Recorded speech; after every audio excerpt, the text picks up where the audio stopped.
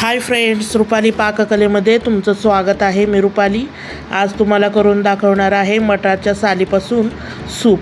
तर हे खूप छान आणि हेल्दी आणि टेस्टी सूप लागतं, तर तुम्ही नक्की ट्राय करा। आता आपण बघूयात। तर हा बघा, त्यासाठी मी हिरवे मटार आणले होते, त्याच्या साली काढून घेतलेले आहेत।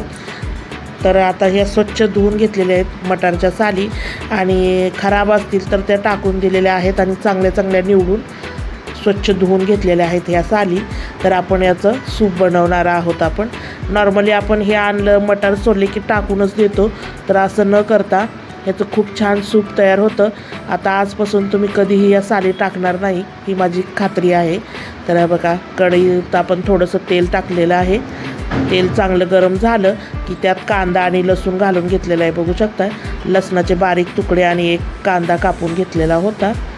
तर आपण कांदा आणि लसूण परतून घेतल्यानंतर या मटारच्या साली घालणार आहोत आपण यामध्ये, आणि त्याही चांगल्या तेलावरती परतून घेऊयात। आता थोडेसे ओले मटार पण घेतलेले आहेत मी, एक छोटी वाटी बघू शकताय, छोटी वाटी एक ही घेऊन आता गरम पाणी घालूयात आपण, आणि हे मस्त शिजवून घेऊयात आपण। याच्यावर झाकण ठेवून एक 10 मिनिटं हे शिजवून घेऊयात साली सगळ्या। बघू शकता 10 मिनिटं झालेत, आपल्या साली छान शिजलेल्या आहेत। तर आता आपण मिक्सरच्या भांड्यामध्ये काढून घेऊयात। हे आपल्याला बारीक करून घ्यायचं आहे सर्व। आणि या कोथिंबीरीच्या काड्या आहेत, मी या शिजवताना नाही घातल्या कारण त्याचा स्वाद कमी होतो। तर असा कच्च्याच काड्या खायला खूप छान लागतात, तर त्या मी आता मिक्सरच्या भांड्यात घालून घेते। कोथिंबीर न घेता त्याच्या काड्या घ्यायच्या, त्याचे जीवनसत्व खूप असतं। तर बघू शकताय, मस्त असं आपण पेस्ट करून घेऊयात। हा बघा, छान पेस्ट तयार झालेली आहे। आता आपण ही गाळून घेऊयात।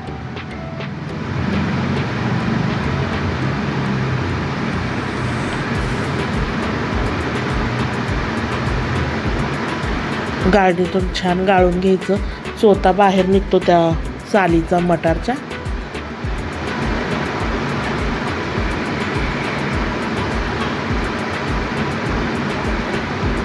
बघू शकता, मस्त असं सूप आपलं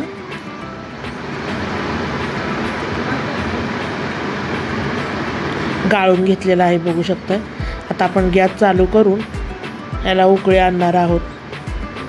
तर यामध्ये आपण आता चवीनुसार मीठ घालून घेऊयात, आणि हे 10-12 मिरे घेतलेले होते, ही मिरे पूड घालणार आहे मी यामध्ये। बघू शकताय तुम्हाला पाहिजे असेल तर एखादी तुम्ही मिरचीसुद्धा यामध्ये घालू शकता, कांदा आणि लसूण परतताना तेलावरती। आणि जर समजा तुम्हाला थोडंसं आंबट पाहिजे असेल तर सूप झाल्यानंतर सर्विंग बाउलमध्ये घालताना तुम्ही थोडासा लिंबाचा रस यामध्ये पिळू शकता। तर आपलं झटपट असं मटारच्या सालीचं सूप तयार आहे। आपण आता सर्विंग बाउलमध्ये काढून घेऊयात।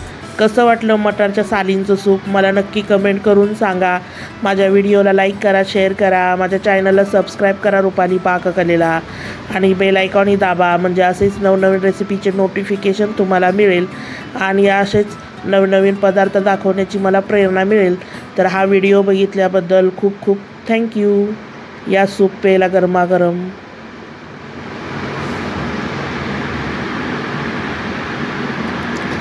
असं सूप तुम्ही पण करून बघा।